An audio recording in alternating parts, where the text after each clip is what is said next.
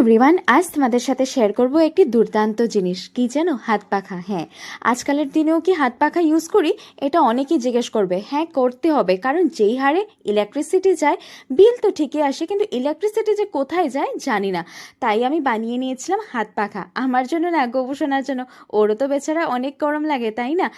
আর এই হাত পাখাটা বানাতে লাগবে শুধুমাত্র একটু কার্ডবোর্ড, সাইডটা একটু কেটে নিয়েছিলাম, তারপরে চার্ট পেপারে আঠা দিয়ে লাগিয়ে সেখানে সাইডগুলো একটু কেটে সেখানে লেস লাগিয়ে নিতে পারো, তোমরা যে কোনো নিজের মন পছন্দের লেস লাগিয়ে নিতে পারো। তারপরে একটু এখানে কলকা এঁকে নিয়েছিলাম। আর যে কোনো আইসক্রিমের স্টিক বা এ বাড়িতে যদি কোনো উডেন স্টিক থাকে সেখানে রিবন, কালারফুল রিবন লাগিয়ে সেখানে যে আগে থেকে কার্ডবোর্ডে বানিয়ে রেখেছিলাম সেখানের মধ্যে একটু কলকা করে নিতে হবে, কারণ কলকা ছাড়া আমার যে কোনো জিনিসের স্বাভাবিক যেন মনে হয় না। আর আমার কলকা করতে তত বেশি ভালো মতো পারি না, যদিও আমি করতে কিন্তু খুবই ট্রাই করছি, আর আজকাল তো অনেক বেশি ট্রাই করছি।